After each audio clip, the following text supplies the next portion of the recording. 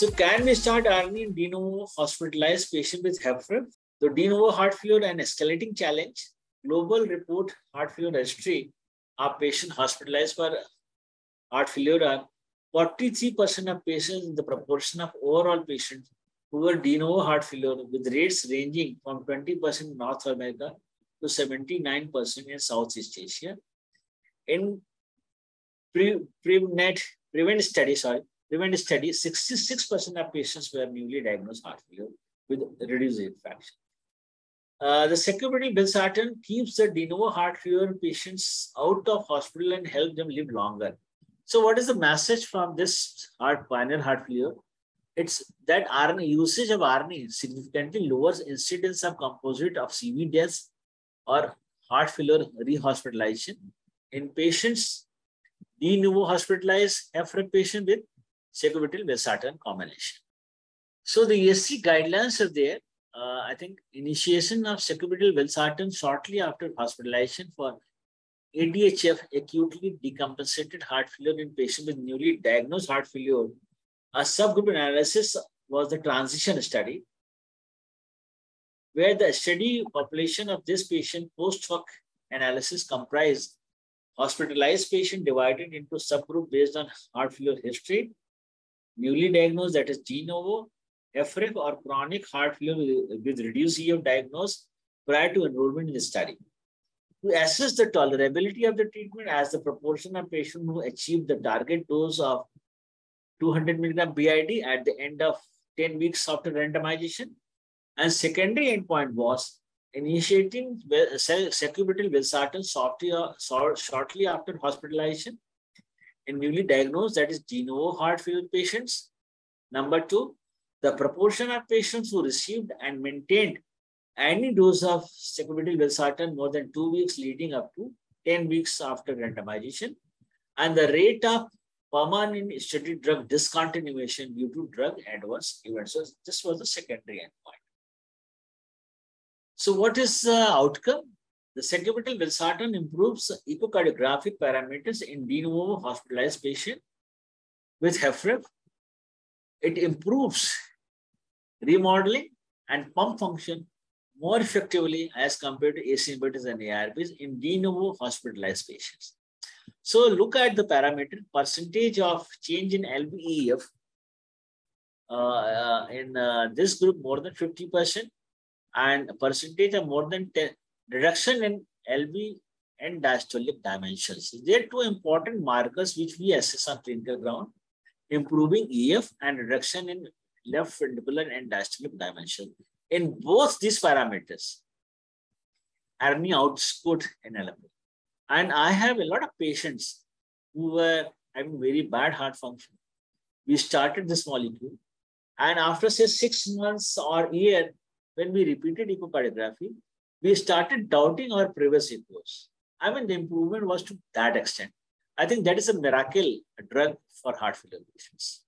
So significant reduction in high sensitivity troponin T concentration with ARNI in de novo hospitalized patient. So they are all markers actually. They are all markers for myocardial injury. It has been shown that high sensitivity troponin T improves in the patients who are having de novo heart failure once they are started on this molecule. So more de novo patients than prior HFrEF patients achieved target dose at 10 weeks, and fewer had serious adverse event and permanent treatment discontinuation. So if you compare this molecule with the placebo, I think the tolerance of ARNI has been great, and the discontinuation because of some adverse event has not been more than a placebo. So it's a very safe drug. We can write, I mean, without any fear, and we should write it. We should not deny the advantage of this molecule to our patients. So what are the key results from transition study? First line initiation of sacubitril Valsartan in de novo HFrEF patients alongside the initiation of other guideline-directed therapies is feasible and associated with better risk profile than in patients with prior HFrEF. Early intervention with ARNI should be considered to delay the disease progression in patients with de novo HFrEF. So the 2021 update to the 2017 ACC expert consensus decision pathway for optimization of heart failure treatment, which was published and jacked on 11th January 2021. So this is the algorithm of treatment.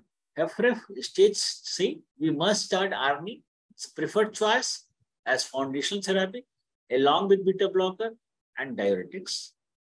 Because of new evidences, ARNI is now also recommended in newly diagnosed and ACE inhibitors ARBs naïve patients. So you can directly start ARNI in such patients. So how to start? For patient with EGFR more than 30 or creatinine less than 2.5 in males or less than 2 in females, with potassium less than 5 and NYHA class 2 to class 4. We must add aldosterone antagonists also. So this is, you can say this is the backbone and rest are additions. For patient with meeting EGFR criteria, still NYHA class 2 class 4, you can add on SGLT2. For patient with persistent volume overload class 2 class 4, you can add diuretics. For persistently symptomatic black patients, despite all the combinations of ARNI, then beta blockers, then aldosterone antagonists, SGLT2 inhibitors, they are still in class 3 and class 4, then hydralazine isosorbate nitrate is a good add-on. So I have seen basically those who are hypertensive. The pressure is very high and hypertensive heart failure with LV dysfunction. This addition is really very good. And for patient with resting heart, so despite good addition of beta blockade, a patient's resting heart rate is more than 70 on maximally tolerated beta blocker dose in sinus rhythm is still class 2, class 4, class 3, not class 4. Never increase the dose of beta blocker or never add on ivabradine in a patient is in class 4. So this molecule is totally reserved for class 2 and class 3. Number 1 is beta blocker. If somehow beta blocker you cannot write, then you must add ivabradine over and above beta blocker. If beta blockers are contraindicated or due to any reason beta blocker is not the choice, then we must add ivabradine as an therapy.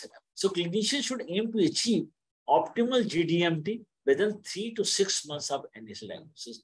So this is very important, and one has to gradually introduce one drug. We should not be in a hurry to introduce many drugs in maximum dose and one time. Let's start a very gradual introduction and then gradual escalation of the dosage and a very close follow-up for any deterioration in clinical status. So again, ESC 2021 guidelines recommend that ARNI as a first-line therapy for hospitalized HFrEF patients, it must be considered as first-line therapy instead of ACE inhibitors and ARBs in HFrEF patients. So initiation of ARNI in recently hospitalized stable patients with HFrEF, including those who are ACE inhibitors and ARB naïve, is safe and must be considered. So what is the management? I think I have discussed this slide earlier.